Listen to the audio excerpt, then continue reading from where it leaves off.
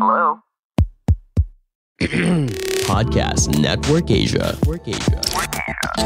In essence, they weren't asking, Lord, I don't know how to pray. Turuan mo naman ako. Teach me the word. They weren't asking Jesus for a formula. What they were asking was, in essence, Lord, teach me how to pray like you. Because they already could see the intimate relationship that Jesus had with the Father. Hi, I'm Jarek. And I'm Apple. And you're listening to the Langaspix Podcast. Join us every week as we talk about family, faith, and everything in between. Now powered by Podcast Network Asia and Podmetrics. Hello mga langga, this is Jerry. Ay, gising ka. At Siyempre. 1:30 in the morning, mga langga. Hello. This is Apple and welcome to another week with us. Exactly. Pero mo naman, pinainom mo ako ng kape na ang ice cubes kape din. Oo. Sayang naman. Double shot. Sayang naman kasi yung ginawa mong kape. Kaya nag-freeze na lang tayo. Freeze. Sayang naman. Yung sakto lang kasi nagkaroon kami dito ng intercessory ministry. Meeting. First time in a long time. So It was nice. It was nice. So we're gonna have that every single month. So kung meron kayong mga ipapadasal, mga langga, we're inviting you to send your prayers. You can do it via the group, or of course if you want it more private, you can just email us at langaspix.com at langaspix@gmail.com. Sa totoo lang, feeling ko kailangan may extra cube ka nun para medyo... That's the last remnants of my coffee from John Milidangley. Nax, may pa-shoutout daw yung Yeah, of brand. Oo, by a local roaster. Pa-shoutout doon sa nagbigay sa akin. Oo. But anyway, because we just came out from a prayer, I think we ought to talk about praying together. It's only but appropriate. It's only but appropriate. Andam. So the title of today's episode, mga langga, is Pray Together, Stay Together. This is taken from a blog because we kind of, wanted to relate it into just the previous one that we did, a prayer. And of course, yung dumaang linggo sa katutak na dasal, 'di ba? Siyempre, daming mga dasal sa maraming pinagdaanan yung mga nasa paligid natin at marami ring ipinagdadasal, mabuti, malalim, medyo masakit na mga dasal. And even prayers of thanksgiving, right? Yes. For the blessings that we have received, for Of the course. joys, for the victories. Prayer comes in all shapes and forms. And we came across this blog by Father Michael Denk, and I think this is just a very good thing to share to you, mga langga. It's about, praying as a couple on why it is needed, Paano naman yung mga walang couple na nakikinig nitong podcast na to? Well, this is something to keep in mind as well because this is very hard to do if initially you're not striving towards having this. And it's also hard then, even if you're still single, tapos you expect, hintayin ko na lang na maging couple ako. So Tsaka I ako can naayusin yung start. prayer life ko. Oo.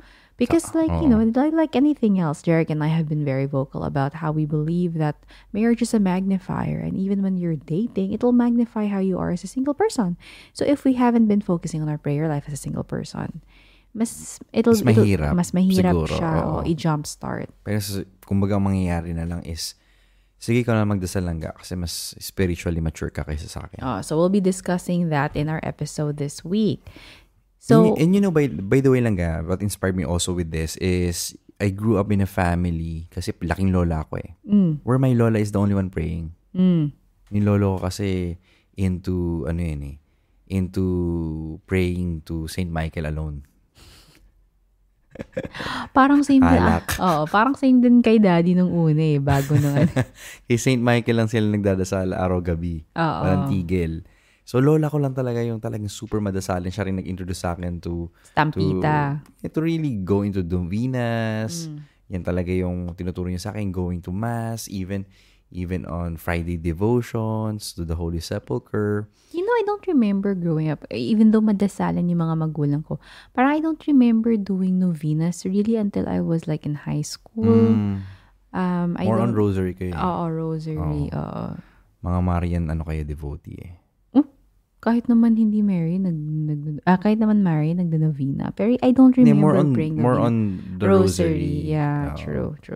So, Langga, why are we discussing this? Because prayer is important, di ba? Yeah, it's a beautiful thing that, you cannot really let go sa buhay mo. And when we pray, especially as a couple, it allows for a greater intimacy. Kasi what happens when you really pray, you share yung deepest longings sa nyo. intimacy, into me, see. Oh, into me, I see. Into me, I see. Oo. Ito yung when we pray, we share the deepest longings that we have, the deepest parts of our lives that we offer up to God. So when you pray as a couple, you're able to hear yung prayer, that deep part of yung partner mo na siguro hindi niyo pinag-usapan if it wasn't in the context of prayer. So it was really a big blessing for us when we were still courting. Actually dating in many ways. Wow. Kasi every night, nagpe-pray tayo. And then, mas naging open yung conversation natin because of the prayer. Minsan tatanungin mo ako, bakit mo dinasal yun? Yes, exactly. Ngayon, ganun pa rin naman ako. Ino-offer ako kay Lord, di ba? Na, Lord, sana po mas lumawag po yung allowance ko. Tapos tatanungin, bakit kasi? Bakit kaya na-mention niya yung pagluwag ng allowance? Bakit niya pinagdadasal yun? Bakit kaya pinagdadasal ni Jeric yung more understanding, yung patience, forgiveness in advance? Why? What happened, my friend? What happened? Is there a pre-order that I do not know of? Na pre-order yung forgiveness. So, importante ito kasi when you do pray together, you share the deepest parts of your life na hindi mo masishare kung yung solo-solo lang kayo magdasal. True. Minsan kasi doon mo dinadaan Kumbaga dinadamay mo si Lord. Para malaman ng partner mo ang nasa puso mo na hindi mo masabi directly. Exactly. But that's the beautiful, that's a thing then kasi, di ba, in a relationship. How especially if you started out as friends first, hindi friends lang ba talaga? O kaibigan? Yeah. Yun nga. I mean, I don't know about you, pero ako friends talaga.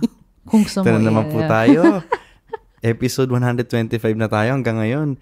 Nagde-defend pa rin tayo sa pagnanasa natin sa isa't isa. Okay lang. Kasi naman yung romance natin, it's like the Catholic Church, ever new. Di ba? Ano daw? Wala lang. Ever old, ever new. Hindi. Late have I loved you? Yung ba yun?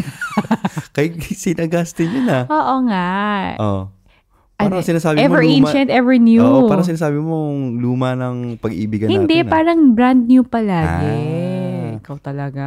Okay. Hindi ka na naman nakikinig. Bili nga ng bagong headphones yan. Parang feeling ko mas maganda yung may Alcantara. Focus ka nga. Ikaw nang bubudol sa akin sa middle of the recording. Excuse you, ha? So we have to, like you were saying, natural progression. So the way how we progressed from the kwento of listening all the way to the bagong headphones, just like in a relationship, right? That starts off from friendship. The natural progression of how the intimacy between you, it deepens, it strengthens, and then reaches to a point na nag-DTR kayo, yung where you define the relationships, and then you finally share your hearts with each other. It's reflecting yung sinabi ni Father. Actually, sa totoo lang, many people think that Father Pedro Arupe would say this, who's a Jesuit priest, but actually it was written by Father Joseph Whelan. It's from his quote. Whelan, and he said this in one of this poem prayers that he wrote, which is called Fall in Love. Sabi niya, what breaks their heart and what amazes them with joy and gratitude. Yeah, hanggang sa ma-reach niyo yung point na yun. What breaks their heart and what amazes them with joy and gratitude. We all know na importante ang emotional intimacy, just as important as physical. So it's the same true with spiritual intimacy. Importante rin nating malaman yan. Usually nga, it takes a backseat Napag-usapan na natin to sa ibang episodes na medyo nahuhuli yung spirituality when it comes to considering your compatibility, your intimacy with each other, yung commitment nyo sa isa't isa, nahuhuli yung spiritual aspect. Pero importante yan kasi madami yung hindi nakaka-reach ng level na to. Yes. Na both of you are spiritually intimate because it's either magkaiba sila in terms of belief, which is very difficult, especially later on. Kaya ina-advocate even of sa ating Catholic Church to have the same faith because later on it appears to be very difficult even if you're both Christians, but if you're of a different denomination, nagkakaroon ng challenges in order for you to really be deep into spiritual intimacy, especially when kids are involved. That's right. That's why we have to consider that, which will be another episode for sure. The same is true with this. So, pwede rin kasing magkaiba kayo ng style of relating to God that we discuss in Symbis as well. Or meron kang fear of being judged or being misunderstood. That's why people don't want to really pray together, to really, open up their hearts in prayer in front of their partner, because it's very, very vulnerable for them to do so. Which is why over the numerous times that we've facilitated Symbis with couples, we have encountered couples where they never, no matter the length of the relationship, they've never prayed out loud together. Or rather, they say that, they pray for one another regularly, but never with each other. And for those of you, if it's your first time here on our podcast and you've never heard of Symbis before, Jeric and I are certified facilitators for something called Symbis, which is saving your marriage before it starts. Please do check it out, langaspeaks.com/Symbis, right? SYMBS. Show notes. Just check the show notes. Check the show notes. But just like that, just like everything else in the relationship, it can be awkward in the beginning. Just trying to get to know one another, how the behavior is, yung mga characteristics, yung mga mannerisms ng partner mo. It can be awkward, but just like that, trying to be able to merge your prayer styles together into something that will work for the both of you, it's also awkward. But then, what's beautiful about journeying together, it allows you an opportunity to become vulnerable with one another. Yeah, being vulnerable doesn't mean being weak. It's being open to each other. Na alam nyo, na-discuss natin to sa series natin on love and responsibility, na true love entails you being confident that the other person won't judge you. That's why you become vulnerable to them. It goes both ways. So if you can do this emotionally and physically, imagine the intimacy. Imagine mo yung magiging resulta nito pag spiritually intimate kayo sa isa't isa. That you can experience, and when you share the experience of God with each other, who is love himself. True. So let's say, mga langga, you're listening to this right now, you're in a relationship or you're not, or maybe you're in a relationship already, and you're one of those couples who have never prayed together. You've never thought of the concept, or maybe you're trying to think of how to be able to introduce that into your relationship. Or maybe yung talagang prayer lang nila sa isa't isa is, kunin mo, O Diyos, at tanggapin mo ang aking i-refund na partner sa buhay.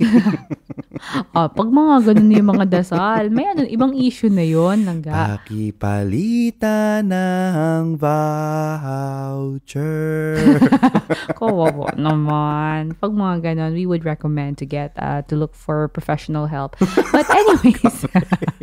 Dinaretso na. Oo. Pero anyway, so langga, how do you suggest maybe one of the ways that a couple can learn how to pray together? Huwag kayo matakot mag-experiment. In prayer life together, kailangan yung simulan.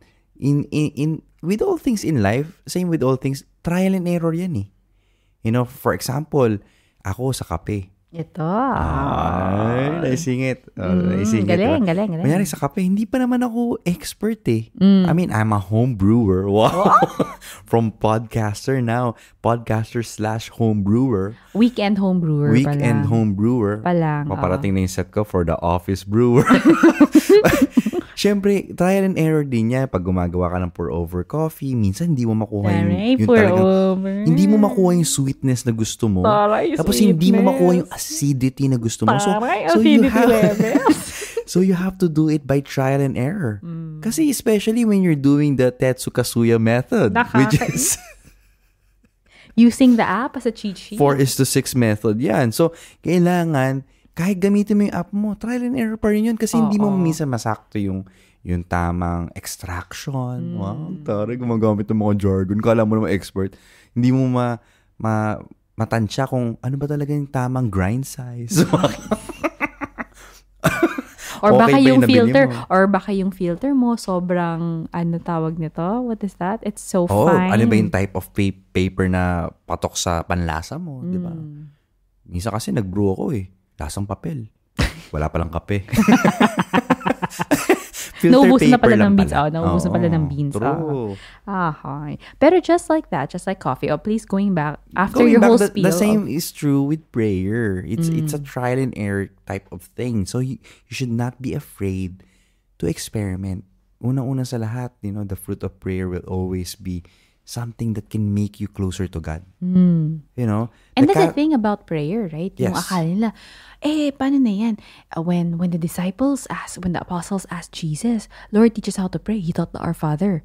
People think there's only one way of praying. Yan. Minsan naging masyado tayong legalistic din. Ay, hindi ako hindi ako nakatayo, hindi ako nakaupo. Dapat ba nakadapa ako? Hindi ba talaga? Paano ba talaga? Grabe. Pero diba minsan meron tayong comparisonitis on how to do it? Bakit parang mas better pag nakanil lang ako for the whole 2 hours?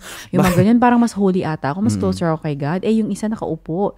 Pero kasi mga langga, even if there are different ways, the thing is we need to understand that our God is a very, very personal and intimate God, and He knows He will meet you where you are. In fact, the Catechism of the Catholic Church, number 2707 says, there are as many and varied methods of meditation as there are spiritual masters. In fact, naalala ko like last week, a couple of days ago, nakinig ako dun sa homily ni Father Mike Schmitz on the previous Sunday where the gospel was about the Our Father. And that's nga yung where the apostles were asking Jesus, Lord, teach us how to pray. They weren't asking, in essence, Lord, I don't know how to pray. Turuan mo naman ako. Teach me the word. They weren't asking Jesus for a formula. What they were asking was, in essence, Lord, teach me how to pray like you, because they already could see the intimate relationship that Jesus had with the Father. And the same way for us, mga langga, it doesn't really matter if maybe for you, what works for you is 2 hours nakaluhod on rice, na nakataas yung kamay mo in front of the altar, naka-incenso, yung mga ibang Paschal candle. Tapos ibang tao, they can just spend 30 minutes on the rosary. Yung iba, they can spend 5 minutes in the morning, the minute they wake up. But all methods, all meditations bring them closer to God than they were before they started the prayer. Diba? Exactly. So, mga langga, medyo iwasan din natin maging legalistic. No? True. Especially when it comes to prayer life. Kasi growth happens when we are, when it's a free-flowing thing as well. We allow God to have a space in how we do it. Sometimes we get too entrenched with the legalistic forms. The forms, the rubrics of it, that we forget that, yes, God is a God of order, but at the same time, He wants to have a conversation with you, hindi lang one way na, Lord, tapusin ko muna itong binabasa ko, ha? Saka ka na magsalita, ha? Hindi pa tapos, wala pang amen, sumisingit ka na. It has to be a conversation with the langga. The issue is kasi, we try to find a space where God can move in, when in fact, the entire experience should be you getting closer to God. Right? Exactamento. So, why do couples pray together? Why should they pray together? That's the question. So the Catechism goes as far as saying that Christians owe it to themselves to pray regularly. And syempre, it goes without saying that a couple owes it to each other to pray together. True. Kasi more likely than not, minsan, for sure, may isa sa inyo na mas advanced, let's say, quote-unquote, sa prayer life. Quote-unquote yun, oo. Parang ikaw lang, gano'n, na-meet kita. Sabi mo, napaka-advanced naman ito. Akala mo lang yun. Hindi talaga mas advanced ka sa akin, ga. Kasi nung na-meet kita, naglalatin ka na eh. Nagve-vespers ka na. Over. Ay, mga lang, joke lang siya, ha? Hindi ko nga alam yan eh. Diba, ini-invite mo ako sa adoration. Catholic school ako, pero iba yung adoration namin. Pero ikaw talaga, lupit ng mga... pag namimit nga kita, hi Apple, kamusta? Veni Sancti Spiritus. Ha? Ano daw? Simple yung greeting. Hi Apple, and with your spirit. Oo, correct. Ganun siya. Mga langga, ganun si Apple. Tapos pag sumakay ka sa sasakyan niya nun, pagka-start pa lang, Tanto Meco Sacramento. Bakit? Minimemorize niya na yung adoration namin later that day. Grabe. So, ganun yung advance mo lang ga. Oy, malangga, disclaimer. Tsaka kabisado mo yung litany, ha? Litany of Loreto, kabisado mo. Hindi ba advance yun? Kung naging nanay mo yung nanay ko, mamememorize mo din yun. Ang sinasabi ko, sa aking pananaw Sabi, noon, Mami. sa aking pananaw back then, talagang advance yung prayer life mo. Kasi ikaw talaga yung nagyayaya sa akin sa mga But different prayer experiences. Oo. But then again, ang pinaka-importante is that no matter what the quote-unquote difference is, what's important is that the growth in prayer is there together. Yun, yung highlight natin. Together forever and never too long. Again. Yun lang alam ko talaga. Anyway. Actually, ang alam ko lang together eh. Just like you and me. But this is what's more important, that both of you are journeying together closer to Jesus. Okay? Which is the reason why we are praying together anyways. Kasi isa sa mga siguro pinakamasakit na mga experiences na nakita din namin ni Jeric in different couples na we've encountered is na yung isang partner may spiritual life in the sense na not just for show, but because that person really, really wants to get closer to Jesus, but they're not able to share it with their partner. Isa hindi siya involved, or kahit sa prayer life, sasabihin sa amin na hindi talaga eh. I just pray on behalf of him or her. So, napakahirap talaga nun. So, mga langga, you have to be patient and gentle with each other when it comes to this. Don't judge the other person's prayer life or make fun of it just because iba sila. Hindi nila kabisado yung Hail Mary, for example. Ganyan ako naalala ko pa to, high school na kami. Oh. Hindi pa niya alam yung Hail Mary, pero Catholic school kami Klase ko siya all throughout. So, hindi kasi lahat pare-pareho ng takbo eh. Exactly. Hindi lahat pare-pareho ang takbo with the Lord or journey or walk not with the Lord. Not everybody had the same experience. Not everybody had the same formation. And at the same time, we should not act as if we know it all. Exactly. You know, we are all beginners in praying. Kahit ako ngayon, iniisip ko paano yung pinaka-intimate and great lately. It's my drive alone that I get to talk to God na walang music. You know, it evolves eh. Depending on your life circumstances, diba? So mga langga, again, we'd like to share this few tips for you. I mean, of course, we have different traditions in prayer. May 3 levels yan. May vocal prayer, may meditative prayer, mayroong contemplative. Pero in this episode, we'll just tackle the vocal prayers kasi medyo mapapahaba na to, no? So just bear with us. We'll fly through these. We'll try, mga langga. So in this episode, we'll tackle the vocal prayer tips that we have. Remember, it's all about our personal relationship with God. Okay, so first off, we remember that God is 3 persons. Is God the Father, God the Son, and God the Holy Spirit. So Father Michael made a couple of suggestions that maybe we could try together as a couple. In fact, Jeric, a disclaimer, Jeric and I don't do all of these just yet. And yes, it was nice we're for praying. us.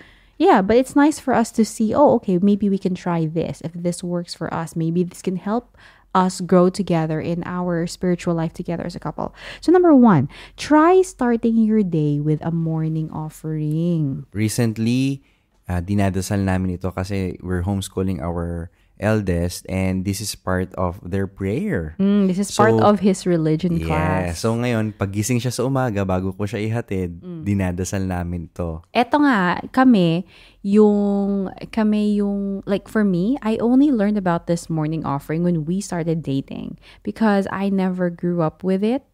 Ako naman kasi, all my life, I've been praying because you grew up in the Catholic school. Until I high school. I never grew up in, I never studied in the Catholic school. So it was a very new prayer for me. Naalala ko, ginawa mo siya nga siya sa mug, diba? Oo, but I never knew that this is called the morning offering. So here, this is the prayer kasi it's part of Joseph's religion class. So it was nice for us to, so parang slowly we would be able to memorize this. So when you wake up in the morning, cross yourself, and offer this prayer. Oh Jesus, through the Immaculate Heart of Mary, I offer you my prayers, works, joys, and sufferings of this day. For all the intentions of your Sacred Heart, in union with the holy sacrifice of the Mass throughout the world, for the salvation of souls, the reparation of sins, the reunion of all Christians, and in particular for the intentions of the Holy Father this month. Amen. Now, there are slight variations to this prayer, but that's the general gist of the morning offering. So, number 2 is think about blessing each other. Ito lagi namin itong ginagawa ever since we became a couple. We cross each other's forehead. before we go, or before we go for a talk, or before we, basta pag naghiwalay kami physically. Oo. And now it's been incorporated to our children as well, especially after Mass. Na we put the sign of the cross, we bless each other, we remind each other that, that Jesus is with us. So, yun, lalagay mo lang yung thumb mo sa forehead ng partner mo. At, and I'm very particular that it shouldn't be. Napagalitan ako lagi ni Apple kasi ginagamit ko yung left side niya. I know it's not about the rubrics, but for me, I believe it's the right. Ginagamit ko pa minsan yung index finger ko. Index finger? Oo, malaking bagay. Feeling ko kasi sinaruto ako. Malaking bagay sa akin yon, especially na naka-follow ni Joseph. Kaya dapat yung right thumb mga langga sa forehead of your partner. We make the cross. Akala ko kasi parang mag-ano ko parang naalala ko yung Naruto. Ano to? Kochiyo Senojutsu! Pero of course, you mark it and you say in the name of the Father and of the Son and of the Holy Spirit because out loud. Because brothers and sisters, because mga langga, invoking the name of God is a prayer in itself. We forget that the sign of the cross is a prayer in itself, and it represents protection over the person that you love. So that's number 2. Think about blessing each other. Number 3, consider going to Sunday or, kung kaya nyo, syempre, daily Mass. Goals. Together. Goals. Oh, daily Mass. Taray, no. Or on special occasions. Or pray with the daily scripture readings. Yes. That's something that Jeric and I, we were once talking about it. Now, sabi namin na we want to be able to incorporate it together. Na yung to be able to read the scripture together. True. Ito hindi pa namin magawa-gawa. Kasi it's normally just, he does his, I do mine. But we've never really done it together. True. And talked about it together and discussed it together. Yung dream ko makapag-Lectio Divina tayo together. Regularly. Oo, regularly. Yun nga, regularly. So, sa mga gustong magsimula nito, plug lang namin, no? So, there's this Hallow Prayer app. So, you can get a 90-day free trial and a 20% discount if you use Unboxing Catholicism as your promo code. Or you can simply visit hallow.com/unboxingcatholicism. So we'll just leave it in the show notes in case you want to get started with this. True. With this prayer type of thing, Lectio Divina. Ang dami kasi doon materials. What is Lectio Divina? The Lectio Divina is being able to Divine pray reading. being able to pray with the scriptures, where you actually take the scriptures and make it come alive in your prayer. in your past and present and future. So that's number 3. Number 4, pick a novena to pray together. Yeah. So if you earlier on in the episode we mentioned about novenas, but what is a novena, Langga? Alam mo, yung novena, ang dami natin nagawa nito nung bago tayo ikasal. Just recently was the feast day of Saint Anne and Saint Joachim, who are the grandparents of Jesus, the parents of Mary. And alala ko, that year, we were praying that novena for a couple of years, yung basically ever since we started dating. And that year, the last year that I prayed it as a single person, nag-propose pa si Jeric sa akin on the feast day of Saint Anne and Saint Joachim. Oo, right after that novena ended. Kaya special talaga yung mga novena sa amin. So, ano nga ba yung novena? A novena is an ancient devotion that consists of 9 days of prayer. Kung familiar kayo sa simbang gabi, actually. Novena yun. Oo. Kung familiar kayo doon sa 9 mornings na tapos kumanta si Gary B. Tomorrow morning if you wake up and the sun does not appear.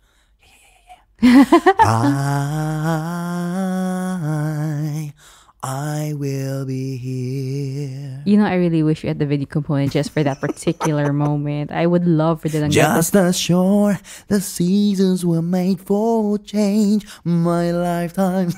Charot lang. Would you like to incorporate the video component here? So, yun 9 mornings yon. So, novena din yung simbang gabi. But Jeric and I, we don't exactly have a book of the different novenas. We tend to... I used to. Yeah, you used to, right? Yeah, but if you want to go online and be all modern and stuff, do check out praymorenovenas.com. Yeah, Praymorenovenas. Maganda sa kanya, pag subscribe ka sa kanya, you will never miss a saint, a novena to a saint. Yeah, they would have regular or devotions that you can just jump on and then day 1, day 2, day 3. Pareho kayo. Ang ginagawa namin ni Apple, sabay na lang kami nagdadasal kahit separately. True. sabay because they in a send sense na, they send the daily reflection, the daily prayers to your email. So do check that out, praymorenovenas.com. Number 5, pray the Divine Mercy Chaplet together.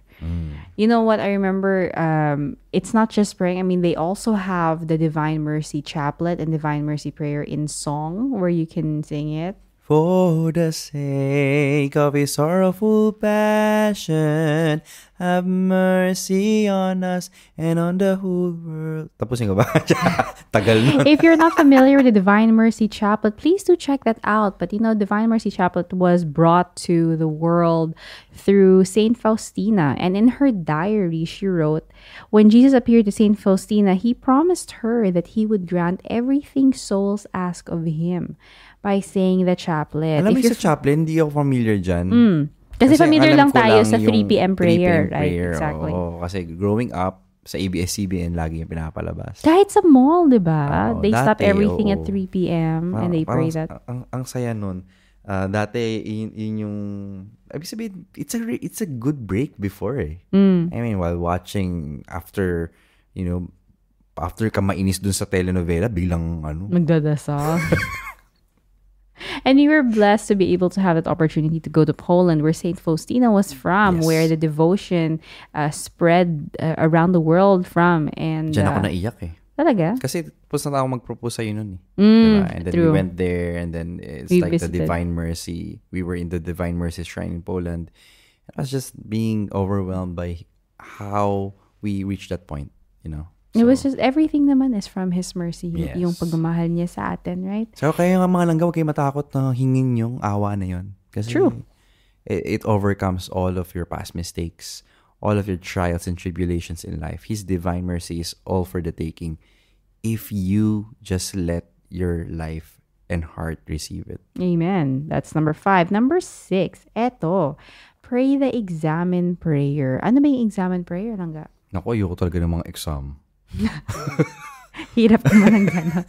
Iba pa yan? Iba ba yan? Iba. Ano to, Ignatian prayer to. So, Saint Ignatius said that the most important prayer that we could ever say every day is the examen prayer. Ibig sabihin nito, this is how he does it, that he said that this is because it helps us connect with God.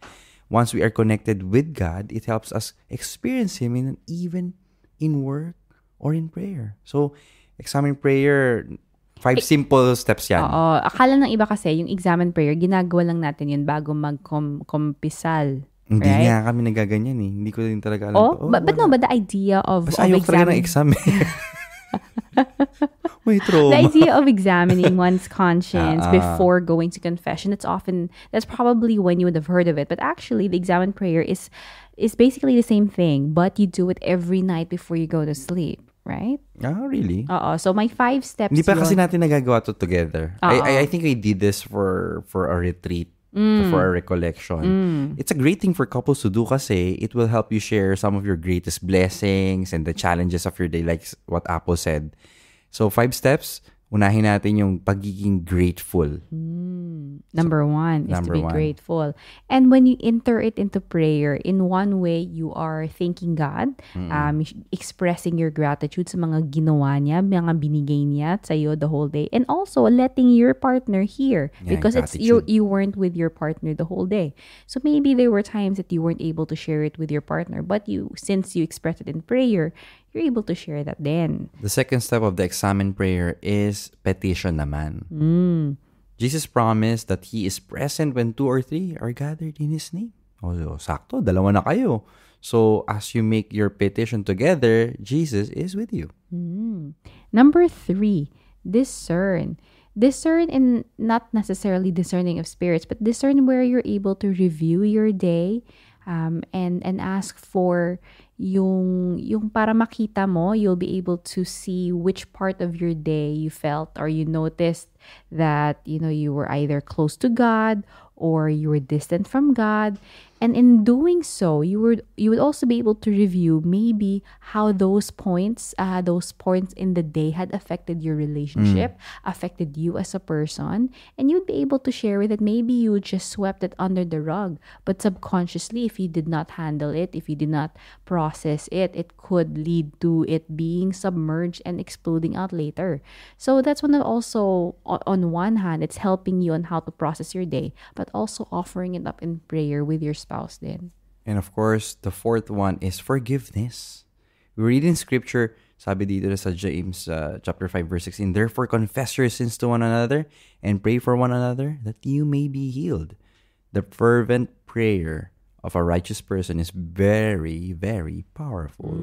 Of course, this does not replace the sacrament of confession, but Of course. The regular asking of grace and forgiveness from God is something that we really can't take away from us being a person.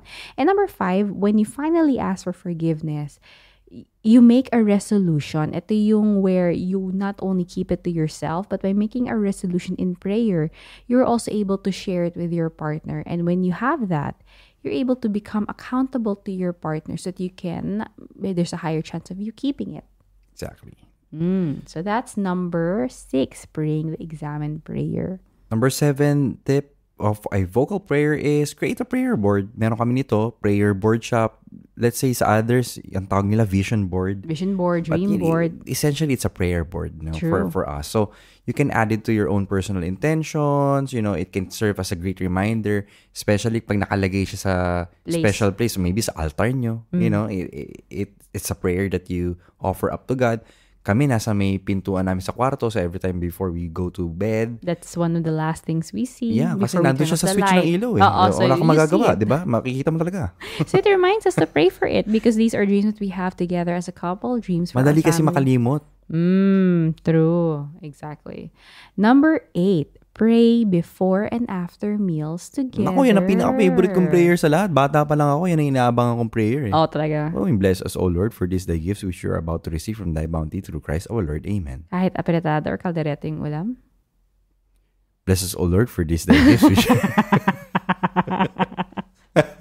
It may be really simple, but incorporating these little moments of when you're able to stop what you're doing, and not given to your inner hunger, your inner, ang tawag nito, yung mga inner desires mo, and reconnect with God, even these little things. When you do it together as a couple, it helps strengthen your relationship with Jesus and with each other, little by little, diba? I am humbled by my son Joseph every time we finish a meal because he goes down from his chair, goes in front of the altar and says, Thank you.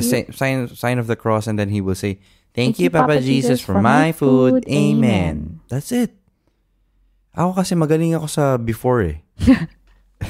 Sa before meal. Pero nakakalimutan ko minsan yung after meal. Well, I do pray naman. Pero yung more of thank you, Lord.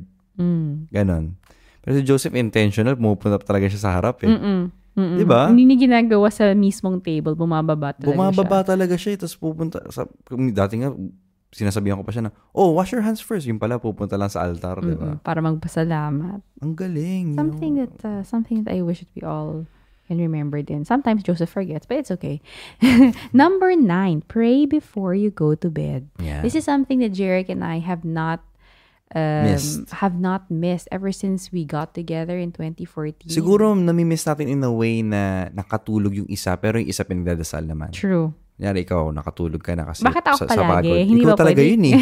So talagang ako magdadasal. Yeah, Bakit may reklamo ka ba?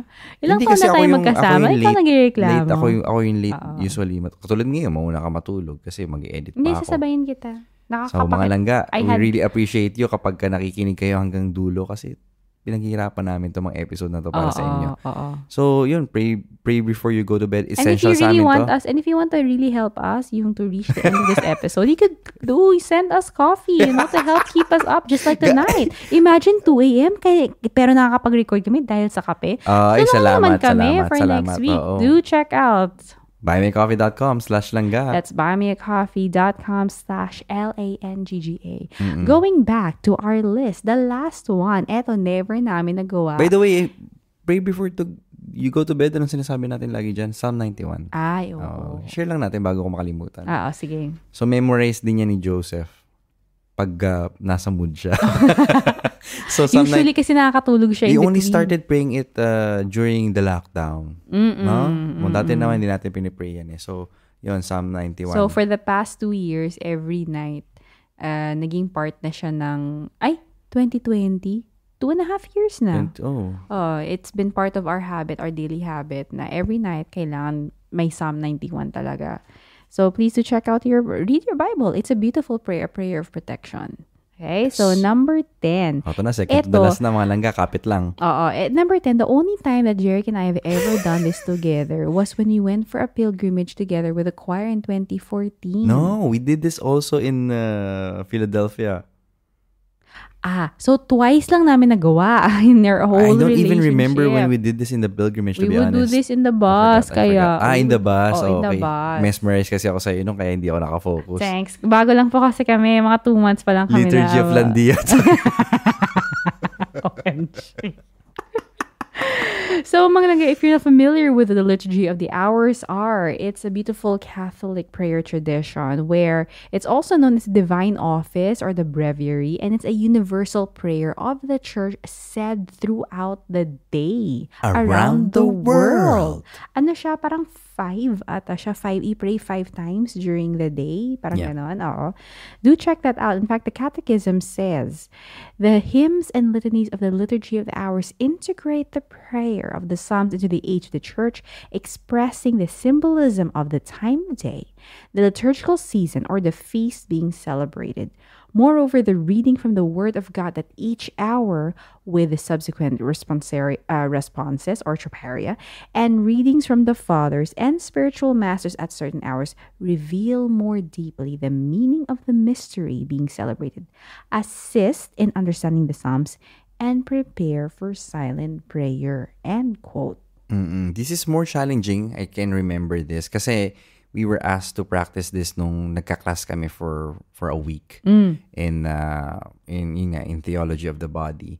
It's more challenging, especially when you use the books. Kung wala ka nung app, minsan ang hirap makakalito. But again, with all things, especially with prayer, you have to be patient and pray for the grace as well to be able to stick to this. Should this be part of you as a couple? If you want to integrate this to your journey. If you can't do like all of the hours, then you can do just the end of the day, yung Vespers, right? Yes. So mga langga, itong mga tips namin na to you can do it one day at a time. Mix and match what works well. What's important is there is progress. Yes, and you're journeying together. You are journeying together. Pero kung gusto nyo lang matupad tong 11 items na to the point na nag-aaway na kayo, kasi you're not meeting my schedule. Hindi naman yan ang gusto ng Panginoon. Which is, eto na tayo sa pinaka-last natin. Point number 11. Well, for vocal prayer, there are actually many ways to be able to help you in this to get started on how to be able to incorporate this into your personal habits or in your couple habits, in your relationship. One way would be the Hallow app. Do check out our show notes for the link on how to get this on in your phone. In fact, the Hallow app has a lot of different prayers for you to choose. Oo, meron ding may free version din naman. Free naman talagang Hallow. True. May mga premium content lang din siya. True. So if you want to get the premium content for 3 months, you can just visit hallow.com/unboxingcatholicism, or you can use the Unboxing Catholicism in your promo code so that you can get 3 months free plus 20% discount on the premium. But it's free. I mean, if you don't want a premium, it's okay. You can still download the Hallow app, which all prayers are available. Meron din yung Laudate. Medyo old yung interface niya. So kung medyo ka Gen Z, parang katulad namin, at gusto mo yung interface, yung UI experience, please go to the #1 Catholic app. That's hallow.com. Well, you see, mga there's so many ways on how you'll be able to incorporate vocal prayer into your relationship. But like what Jeric said earlier, what's really important is that we take a step forward. Not just to be able to say that you can do it, but to grow closer together to Jesus. Progress versus perfection. Exactly. In fact, vocal prayer is a great way to start. It's just the beginning nga lang eh. It's the start of something new. It feels alright to be near it. Here with you. To be here with you. Wow. Kung nakikita yung mga kapatid natin. Pwede pala to sa ano. Alam mo yung kantang yun? Tama si Christopher West eh. Yung mga popular songs, kahit di Christian songs, it longs for the divine. Oo. Oh, pwede yun. Biruin mo, High School Musical, si Lord ang pwedeng kausap mo. Feeling my heart. Let's start something new. Get your head on the game.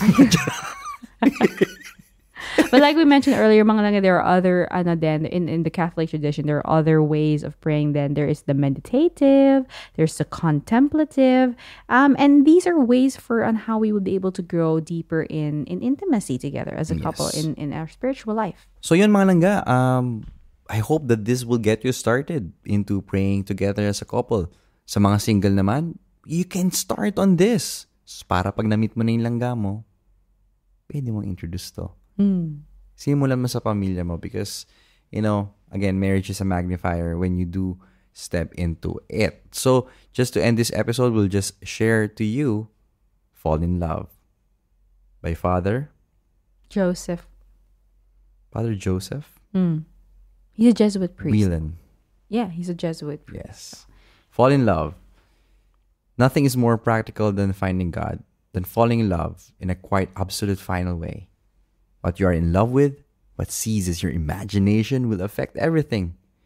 It will decide what will get you out of bed in the morning, what you do with your evenings, how you spend your weekends, what you read, whom you know, what breaks your heart, and what amazes you with joy and gratitude. Fall in love, stay in love, and it will decide everything.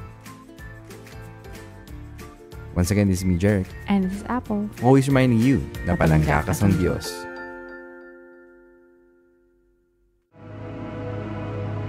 The views and opinions expressed by the podcast creators, hosts, and guests do not necessarily reflect the official policy and position of Podcast Network Asia, the hosts of the program, or other programs of the network. Any content provided by the people on the podcast are of their own opinion and are not intended to malign any religion, ethnic group, club, organization, company, individual, or anyone or anything.